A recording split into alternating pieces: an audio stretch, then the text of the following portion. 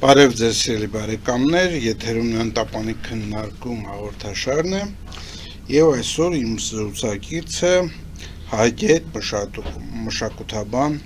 Արթուր Արմինն է, շնորհակալություն հրավերը ընդունելու համար։ Այս հաղորդումը ես ուզում եմ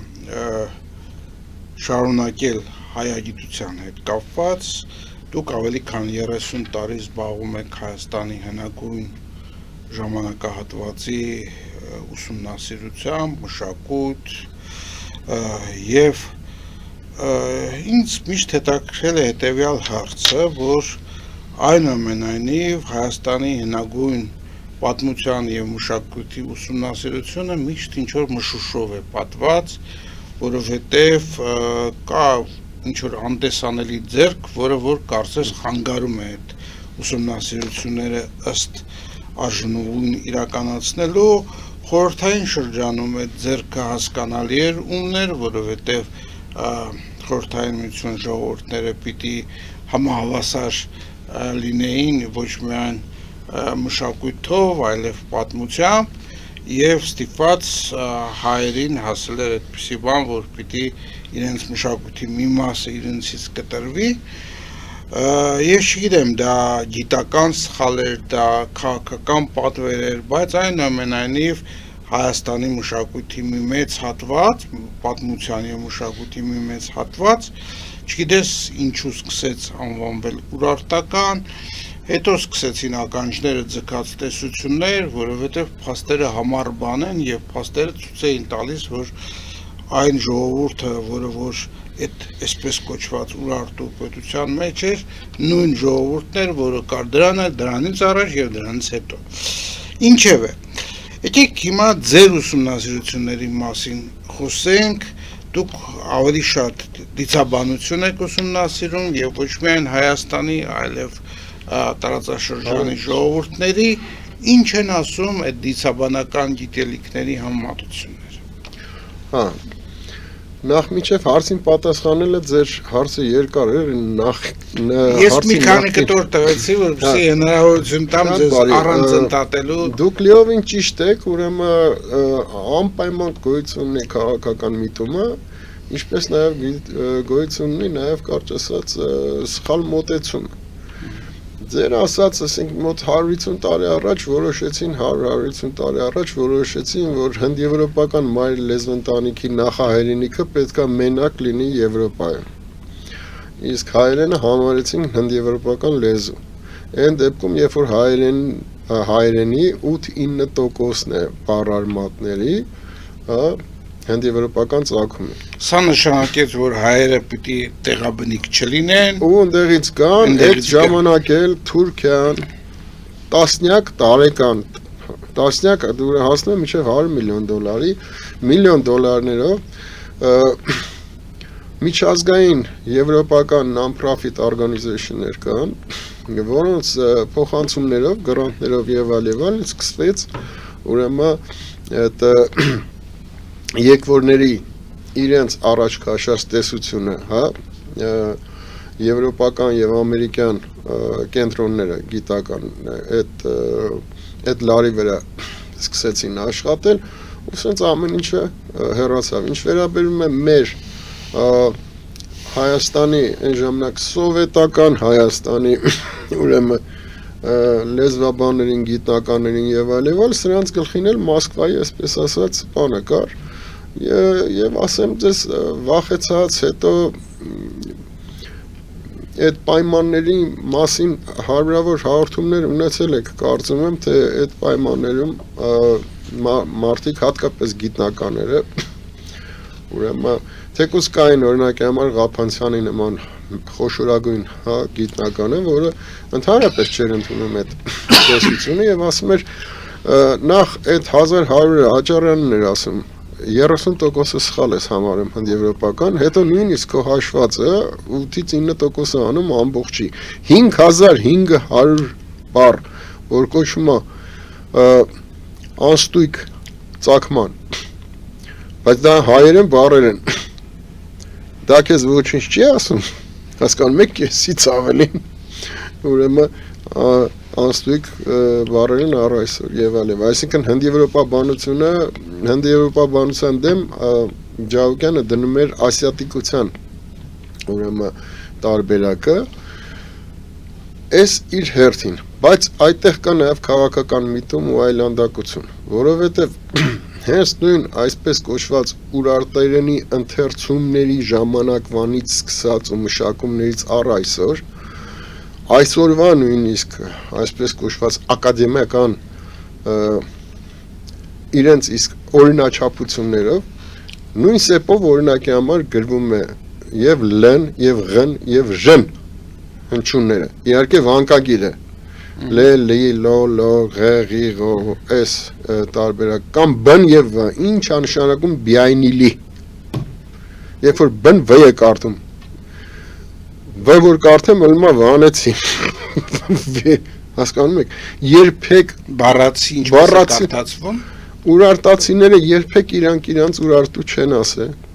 Իրանք իրանց ասել են վանեցիներ։ Վանիներ։ Հենց բառացի։ Եթե այդ վ-ն կարդում ես բ, վին կարդում ես b, ապա դառնում է մի հատ абսուրդ ինչ-որ երկու b, եթե հնդեվրոպական։ Մենք անընդհատ այդպիսի անունների հետ կամ ես ուրիշ օրինակ ասեմ ձեզ։ Տիգրան ջան, եթե հիմա հողի տակից գտնենք ուրեմն երկու հատ դաշույն, մի հատ սուր եւ մի հատ նիզակ, որի այդ սուր երկաթյա մասերի վրան սեպագիր արձանագրությամբ գրած լինի սուր։ Դու այդ կկարդաս շուրի, սուրի, շուրի։ Իտալացի այն ցանկության դեպքում, որ ոչ մի դեպքում դա հայերեն չպետք է կարդալ, այո, կարդա շուրի ու կդառնա այլ մոլորակայինների լեզու։ Այո, բայց հենց թուրի վրան գրածա թուրի դաշինի վրան գրածա սուր։ Ես կուզենայի մեր հերոստատիտողներին բացատրել, որ խոսքը վերաբերում է նույն գրվածքի տարբեր արտասանություններին, ընդ որում քանի որ այդ նույն սեպագիրը կամ վանկագիրը միաժամանակ օգտագործվում է տարբեր հնչյունների արտաբերման համար եւ եթե գիտես հայերեն լեզու, ապա առաջին հերթին պիտի կարդաս այնպիսի ձևով, որ հայկական բառին նմանվի, իսկ հետո եթե այլ տեղ դա հանդիպի, նորից պետք է ուրեմն արդեն կարդալ ըստ էս տարադարձման, Լիովին ճիշտ եք, հիմա։ Եվ ինչ է ստացվում, ախր դրա արդյունքները, որպես այդպիսի, գրեթե մեր հանրությանը չեն ներկայացվում են այն ինչ որ կարդացել եք, դուք ասում եք այլ մոլորակային լեզուն, բայց դրա հայերեն ընթերցումները կամ չեն ներկայացվում, կամ էլ ակադեմիական գիտության կողմից կասկածանքի են ենթարկվում։ Սարգիս Այվազյանի գիրքը ուրարտերեն քերականություն, որտեղ ինքը Ջավուկյանի ամբողջ աշխատանքը մնացածների բոլորը հանրագումարի բերելով եւ իր ահռելի գիտական աշխատանքը հետ միասին ուրեմն ցույց է տալի, որ ընդհանրապես ուրարտական բառապաշարը մեզ հասել է, այսպես ասած 540 քանի բառ, որտեղ կաղապարային են այդ տեքստերը։ Թագավորը որը գնաց եւ այլ, այսինքն են պետական կաղապարային լեզու է, դրա համար բառերը քիչ են։ Այդ 543 ընթերցված բառերի 69%-ը 69.9%-անի բայց մոտ շուրջ 70%-ը բնիկ հայերեն բառեր են։ Այսինքն մոտավորապես 500 բառից 300 բառ, հա? Քիչ Ավել։ Սա ինչ է նշանակում։ Այսօր որ մենք հայերեն խոսում ենք հենց հիմա այս հաղորդման ժամանակ, մենք մեր խոսակցության մեջ հայերեն բառերի թվականակը փոխառություններով հաշվարկած օգտագործում ենք 35-45%։ 5-րդ դարի գրաբարյան հայերենի մեջ նույնպես ահռելի տոկոս է կազմում ուրեմն փոխառությունները։ Երբ որ մենք ասում ենք 70% հայերեն բառեր են, սա այստեղ ուրիշ խնդիր չկա, խաղ չկա նույնիսկ։ Հասկանում եք։ Այսինքն այնտեղ մենք ասում ենք խաղող, Ընդ գրած է խաղու վազ ուխտ ուլտ լեգես լեզուն պիտի ես հիմա ասեմ ձեզ դա փաստ է որ սեպագրային լեզուն որը վանկային է վանկա սեպագրային ասենք պայմաններ լեզվի մեջ ուրեմն այդ սեպագրերի մեջ լ ղ ռ նույն սեպով կամ կարող է փոփոխության բան անել հիմա տեսեք նոր ես բերեցի ձեզ մի օրինակ սուր բառը որ կարդացել է ընդ որում հանակ բան չէ աշխարհահռչակ իտալացի ուրարտագետ Սալվինի մասին է խոսքը ընդ որում նույնիսկ վիդեո կա կողքի թուրքը ասում է հայերեն սուր բառն է ասում է be quiet ցենդ կդրի YouTube-ում կարող եք փնտրել գտնել որովհետև համ ստորագրություն ա տվել թուրքական կառավարությանը համ այնտեղ լավ են նայում համ բան նույնիսկ sense պոլեմիկա կա որ հոդվածներից մեկում ասում է ոնց եք ասում որ ծով շումերները չեն կարա ծովի բան են ասում հայերը ծով չունեն դե իրաման բացատրին որ 3 լճերին հայերը ծով են ասել կամ տարական բան բառարանը վերցրեք եւ նայեք ծով բառի տակ նենց նույն աճարյանական լեհմեն հաուտ ասի ինչա գրում յուրաքանչյուր ջրային գոյակցություն հա հայերի մոտ ծով բառն է ստացում լիճել ունեն բայց դա աճարճային իմաստ ունեն բայց ծով էն էլ կա մեկը մեկի հիմա այս շուր բառը սուր կարդալ հիմա նույն սեպով գրվում է շ ս եւ զ հիմա դուք ուզես Տիգրան ջան կարդա շուրի կդառնա ալմոնորական լեզու դա զուտ հետազոտողի ցանկությունն է թե որով կկարդա այո եւ եթե մի անգամ ինքը կարդաց օրինակ ս-ի փոխարեն շ ապա բնածած բոլոր այդ սեպագիրը ինքը շ է կարդալու եւ ստացվելու է ինչ որ լեզու հա եւ եթե կարճ ասենք թե Ջահուկյանը որոշ բառեր վերցնում է, դա բացահայտ է, վերցնում ու մեխում է, ասում է այս բառն է, ես չեմ հանդիպել այդ գերմաներեն, իտալերեն, անգլերեն օրինակ, որ կարճ ասած արձագանքեն Ջահուկյանին, կամ Սարգիս Այվազյանին, ամենալավ միջոցը լռությունն է, այո դրան գումարեմ հետևյալը, որ այսօր ուրարտագիտության հետ կապված բոլոր կենտրոնները Եվրոպայից, այդ ամբիոնները այսպես ասած, փողը տվել Թուրքիան տեղափոխել է իր տարածքը։ Հասկանում եք, ես էլ իր հերթին ավելի Դա արդեն քաղաքականություն է, բայց հիմա մենք այն գլխից եղել է քաղաքականություն։ Խոսենք այնուամենայնիվ այդ ընթերցումների մասին, որ եթե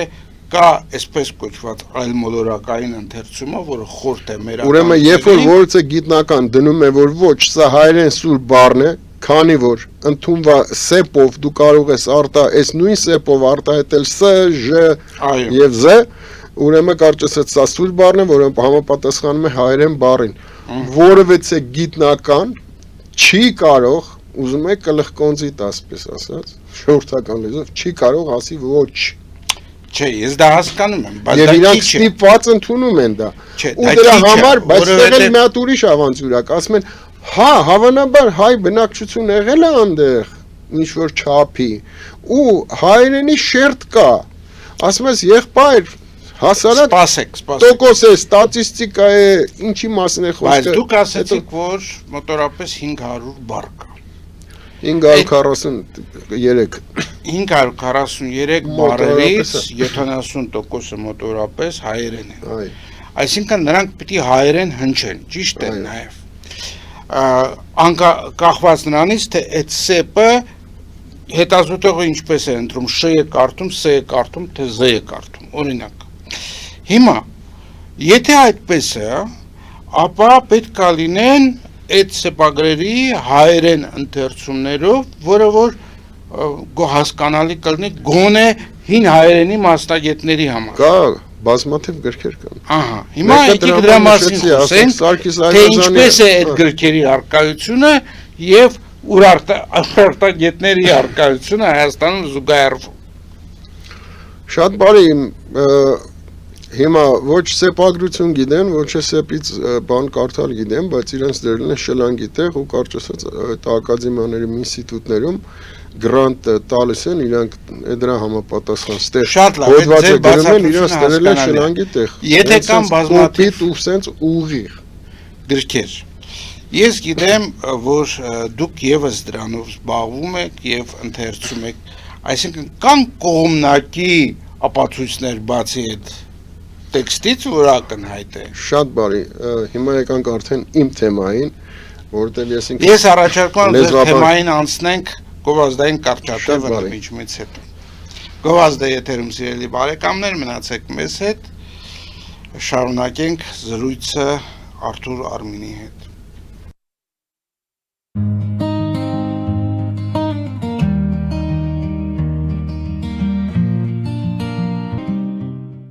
Ֆելիչե ժամանակակից ատամնաբուժական կլինիկա։ Այստեղ հարմարավետությունն ու խնամքն առաջնային են։ Այստեղ կիրառվում են ատամնաբուժական ամենաժամանակակից տեխնոլոգիաներ, ճշգրիտ ախտորոշում, արդյունավետ բուժում, նուրբ փորձառություն եւ անհատական մոտեցում։ Սկսած սովորական մանրուքներից մինչև առաջադեմ ընթացակարգեր, այստեղ դուք գտնվում եք բարձր որակավորում ունեցող եւ փորձառու ատամնաբուժական մասնագետների ձեռքերում։ Մեր բարեկամական եւ հյուրընկալ անձնակազմն այստեղ է յուրաքանչյուր այցը հաճելի դարձնելու համար։ Ֆելիչե, ձեր առողջ եւ ամենաերջանիկ շպիտը սկսվում է այստեղից։ Եկեք եւ բացահայտեք նորարարության փորձագիտության եւ կարեկցանքի կատարյալ համադրությունը։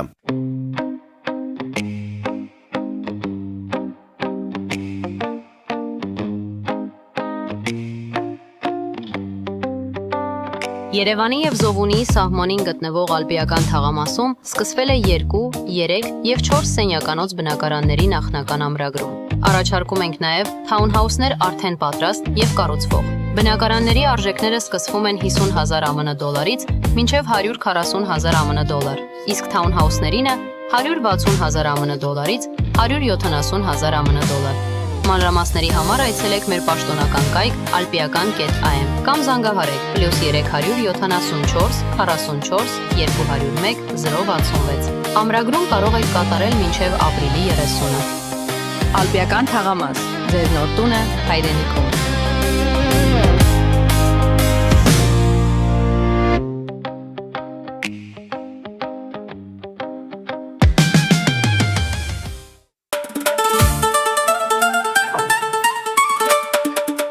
Երևանն եք ուղարկում։ Օթանավով։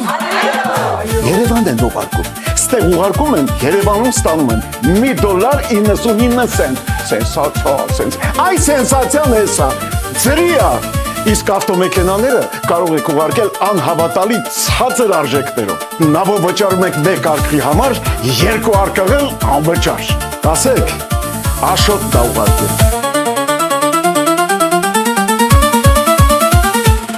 Ապրիլի 1-ին ազգային տեխնիկային թատրոնում կկայանա հեղինակային երգի բարեգործական երեկո։ Այս անգամ երգանները հավաքվել են ի աջակցություն Հուսո տուն բարեգործական կենտրոն հիմնադրամի։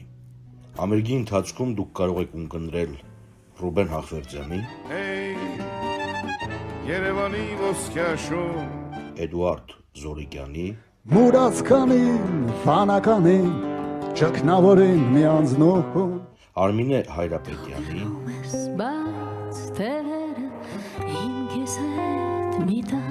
Հայկ Պետրոսյանի, անցած օրեր, դարձած ուշեր, Գագիկ Շիբոյանի, Յանքի ճամփով միշտ Արեգ Նազարյանի Սուտանկերը մարդից կորած իրական եւ Վախթանգ Հարությունյանի կատարումները Ժամանակին արեգակից չրակի լույս փոքրիկ վառը եւ ձեր մասնակցությամբ մաս կազմել այս կարևոր գործի։ Միասին կարող ենք անել ավելին։ Տոմսերը կարող եք ձեռք բերել Fast Ticket կայքից։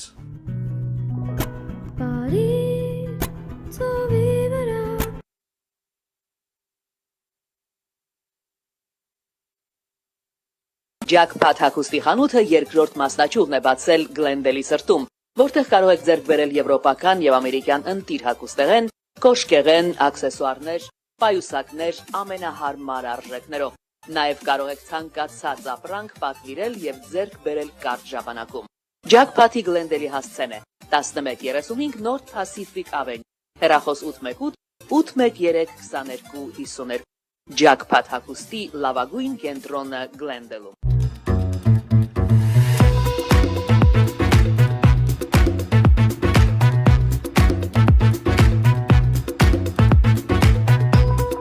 Արարատ ռեստորան, ընտանեկան եւ ընկերական ժամանցի լավագույն հասցե, սիրված արտիստներ, հյուրընկալ մթնոլորտ, հարուստ ճաշացան, անմահական խորտիկներ, Արարատ ռեստորան, հասցեն անփոփոխ, սիրով սպասում ենք ձեզ։ Լավագույն պաղպաղակ, բնական, համեղ եւ մատչելի գներով պաղպաղակը կարող եք ձեռք բերել բոլոր հայկական խանութներում։ Պահանջեք հայկական պաղպաղակ, Թամարա պաղպաղակ։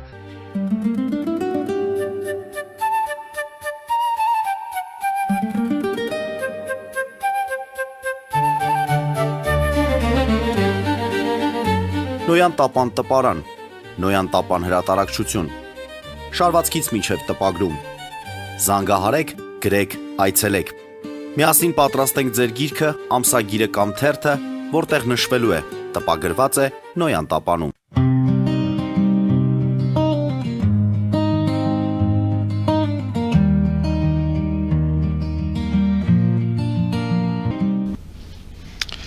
Մենք շարունակում ենք մեր զրույցը հայագետ մշակութաբան Արթուր Արմինի հետ եւ մենք կանգ առանք այնտեղ, որ դուք դիցաբանությունն եք ուսումնասիրում, իմ հարցը այն էր, որ բացի լեզվական ապացույցներից պետք է լինեն մշակութաբանական այլ ապացույցներ եւ փաստորեն հիմա ձեր ուսումնասիրությունների մասին ինչ է հետևում դրանցից։ Հա, շատ ճիշտ է հարցադրումը, ուրեմն ես ինքս լեզվաբան չեմ, դրա համար խորհուրդ կտայի հրավիրել Սարգիս Այվազյանին, որը հեղինակն է ուրարտական քերականության եւ այլն։ Միջև այդ ամեն ինչին անցնելը ես մի երկու բան էլ ասեմ, հա, հիմա ոչ մի ձևով այդ ուրարտացիները իբր թե ուրիշ էթնոս, ուրիշ լեզու այս կաղապարի մեջ չի մտնում, այդ կաղապարի մեջ սարքած կաղապարը միշտ պայթում է եւ երկու ուրեմն բան ասեմ։ Կա դարե Պարսից թագավորի եռալեզու արձանագրությունը, որտեղ կարճ ասած ասորեն գրած է ուրաշտու Դուք բայց ընթերցում եք էլի այլ մոդերական լեզվով։ Չէ, ես ճիշտ եմ ընթերցում։ Ուրաշտու Ուրաշտու գրած է ասորերեն դարեհի արձանագրությունը մի 3 բաժնի է բաժանված պարսկերեն, էլամերեն, մյուս տեղում գրած է հարմենուեն, մյուս տեղում գրած է արմենյան։ Այսինքն նույն երկրի մասին է խոսքը, միտեղ կրա 3 լեզուներով, այդ հիմա ու եւ ա արտասանությունները, դա բնական է, դա նույն արարածյան թագավորության մասին է խոսքը։ Սա մեկ հաջորդը, որ այդ կաղապարի մեջ չի մտնում։ Ուրարտուն համարվում է մեր թվարկությունից առաջ 9-րդ դարում, հա, դրված եւ 6-րդ դարում ուրեմն կործանված եւ մի անգամից ստեղծվում է Երևանդունների հայկական թագավորությունը։ Հիմա Տիգրան ջան, եթե 400,000 քառակուսի կիլոմետր տարածքի վրա էթնոսի եւ լեզվի մեծամասնությունը ուրիշ ինչ որ ուրարտացիներ են, այլ մոլորակայիններ, ապա քանի հարյուրամյակ է պետք ինչ կրոնական, էթնիկական բախումներ, որպեսզի միջև գա դառնա մեկ ուրիշ մեծամասնությամբ, հա, քաղաքակրթություն։ Իսկ երբ որ տեսնում ես, որ դա չկա, տեսնում ես, որ այդ կաղապարը ֆիկտիվ է, աբսուրդի հասնող ապուշություն է, ուղղակի տեղի ունեցել դինաստիաների փոփոխություն։ Այսինքն վանեցիների Իսկ ինչ կասեք միջև 9-րդ դարը։ Միջև այդ գոյություն ուներ Հայաստանի պետություն 12-13-րդ դար մեր թվարկությունից առաջ, այն որ խոսում են Նայրի 23 թագավորները, դրանք կարճ ասած 23 նախարարություններն են, որ ամեն մեկը իրան թագավոր ազգում, այսօր տենց չի։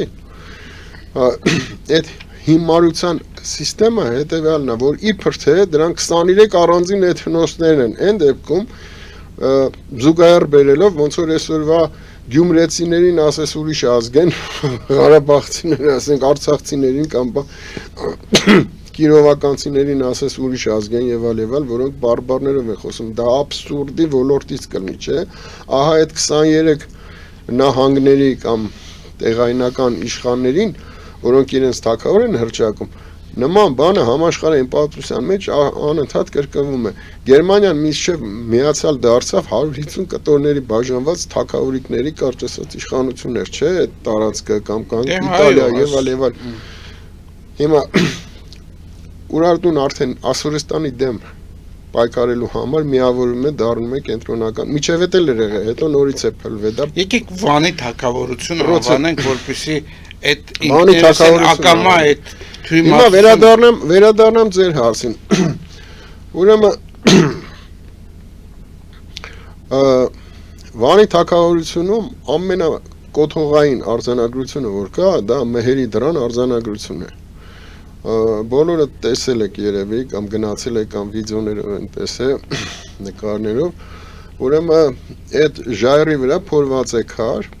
եւ այդ քարի վրա գրված է Պանթեոնի բոլոր աստվածների անունները, ծիսական արարողության մասին եւ քանի ցուլ եւ քանի խոյ զոհաբերել ուրեմն այդ աստվածներին։ Սկզբից գրած է աստվածները, հետո խմբային աստվածությունները, հետո աստվածուհիները, որոնց կով եւ մաքի է զոհաբերվում, իսկ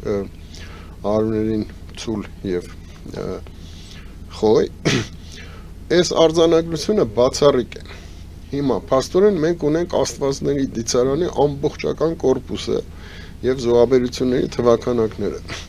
2008 թվականին ես անդրադարձա եւ հեղինակեցի մի գիրք, որը կոչվում է Ուրարտական դիցարանի զոհաբերությունների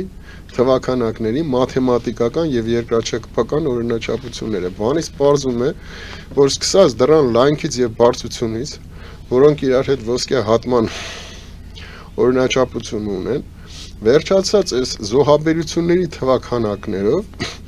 սրանք իրար հետ կազմում են մաթեմատիկական եւ երկրաչափական օրինաչափություններ։ 2020 թվականի իմ գրքի մեջ ես տվեցի,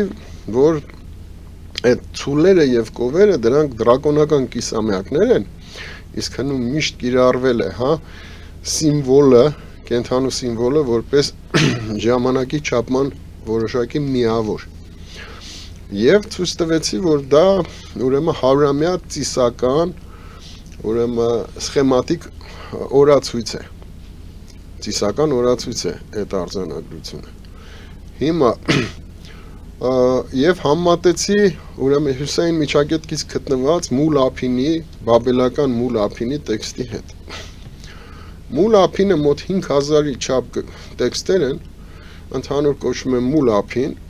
գիտնականները այդպես են դրել, դրանով զբաղվել են աշխարհահռչակ գիտնականներ, այդ թվում Նոբելյան մրցանակակիրներ, ֆիզիկոսներ, աստղագետներ, եւ այդ տեքստերում մոտ 5000 տեքստերում նույնիսկ մեթոդիկան, թե ինչպես են ժամանակը չափես, տվերային ժամացույցով, հա, ջրային ժամացույցով, ինչպես են որոշել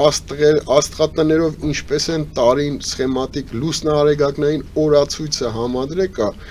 եւ նրանց մոտ էլ աստվածների հերթականությունը անունների, հա, գրված է ըստ ուրեմն հերթականությամբ ըստ արեգակնային ամբարձման առավոտ շուտ այդ աստված աստեղատները բարձանում են եւ այդպես 360 օրվա շրջապտույտը եւ որ գալիս է նույն տեղում, ուրեմն տարին լրանում է սխեմատիկ տարվա մասին է խոսքը, որի սխեմատիկ օրացույցի հիմքով ստեղծում են քաղաքացիական օրացույցեր եւ այդ աստղատները աստվածներ են։ Ես ուղղակի այդ երկուսը դրեցի իրար կողք զուգահեռ։ Տարբերությունը գիտեք այն է, որ մեր առաջի 4 աստվածները Մեհերի դրան արձանագրության մեջ ամենահին 6000 տարի առաջվա տարվա 4 եղանակների սկիզբը սահմանող աստվածներն են։ Ջրհոս, ուրեմն առյուծ, ուրեմն ձմեռային արևադարձը ջրհոս, հետո ամառային առյուծ,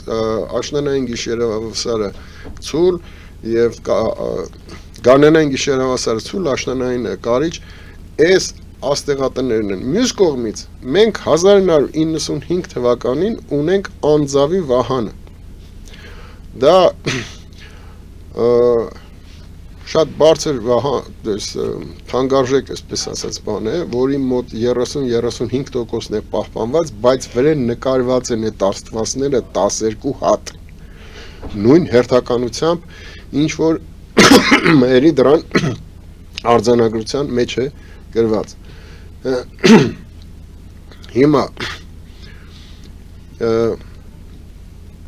երբ որ մենք ունենք 3 հատ իրար հետ համատելու շարք, այսինքն մերի դրան արձանագրությունը Վահանը, Անձավի Վահանը, որը գտնվել է Լևանում 1995 թվականին, եւ ունենք բաբելական շարքը, երբ որ դրանք կարողանում ես ճշգրիտ վերակառուցել, իսկ դա բարդ բան չկա, որտեղ այդ օրը այդ ժամին միմիայն դուրս է գալիս, այդ հազարամյակում միմիայն դուրս է գալիս առավոտ շուտ 0-ական կետով, հա, արևից մի քանի րոպե առաջ ընկած դուրս է գալիս միայն մեկ աստեղատուն կամ 2-3-ը միաժամանակ, մեկ արևելքում, մեկ մի քիչ էս կողմ, մեկ այս բոլորը արձանագրված է մուլ ափինում եւ այնտեղ այդ աստվածների անուններն են։ Նայում եք, տեսնում ենք, որ մերի դրան արձանագրության մեջ այդ աստվածների հայերեն անուններն են գրված։ Օրինակ, գրված է այստեղ ագրավ ուգա։ Հին ասորեն, բաբելերեն ուգա։ Դրա զուգա ու այդ օր այդ ժամին հենց ագրավ աստեղատունն է բարձանում, այսօրվա կորվուս աստեղատունը։ Դրա կողքը գրած է հայերեն որի հենց լատինատար թե ինչպես է հնչում։ Եթե որից է մեկը չգիտի, բարբարներով գիտեն, ասենք, թե կիրովական եւ այլ բարբարներ օգտագործում են սպիտակցիները, որի նշանակում է ագրավի տեսակ։ Ոմանք դա ասում են սև ագրավ։ Հիմա դա հայերեն բառը, բացում են աճարանի բառն ընդդեմ գրած է։ Հիմա այդ որ հալդի են ասում, դեռևս 1998 թվականին Վահան Սարգսյանը լեզվաբան, բասկագետ հայերեն եւ բասկերենի առնչությունների մասին մի շարք գրքերի հեղինակ, ասեց այս հալդը պետք է հաղթ կարդացվի։ Սեպագիրը, որտեղ Ղ եւ Լ, հա, ՏԹ, այս հաղթ։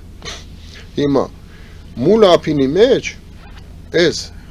ջերհոս համաստեղության մասին է խոսքը, հայ աստվածության մասին է կողքը։ Եվ այդ յուրաքանչյուր աստված ունի մի քանի անուններ, բայց երբ որ խոսքը վերաբերվում է հստակ աստղագիտական անվանը, ապա այդ աստվածության անուններից օգտագործում է միայն մեծը, գուլա անունը։ Բոլոր աստղագիտական տեքստերում հայա ենկի աստվածության անուններից օգտագործում է միայն մեծ, հաղթ, վիթխարի, այս, որը հայերեն հաղթ, այնտեղ կոչվում է գուլա, որը նշանակում է մեծ, ստեղ կարճ հայերենում գրած է հաղթ։ Եվս մի օրինակ բերեմ այդ կորպուսից, եթե հետաքրքրում է։ Այո, իհարկե։ Ուրեմն, երբ որ ես այս շարքը եկա կանգնեցի այնտեղ, որ աշնանային գիշերավասերը առաջի հազարամյակում սահմանում է կշերկ աստեղատունը, ոչ մի կերպ չէր, եւ ընդեղ էլ է, բաբելականում է կշերքը գրված։ Այդ բառը մեր կշերք հասկացողությանը կամ հավասար, կամ նժար, կամ որևէ բառ հետ չէր համապատասխանում։ Եվ 8-րդ տեքստում մուլափինի մեկ է հանդիպեցի մի հետաքրքիր բան, ասում է իրանց Սատուրն մոլորակը եւ կշերկ մոլորակը պետք է կոչվեն նույն անունով, Սատուրնի անունով։ Մուլափինի մեջ է գրված 3350 տարվա տեքստ է։ Ու մի քանի անգամ կրկնված է դա։ Նայեմ մեր մոտ գրած է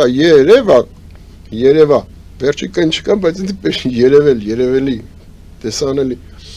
Փաստորեն այն ինչ որ Միշնադարյան 5-րդ դարից սկսած մեր աստեղատների անունները եկե հասել է, հա, նույն անուններով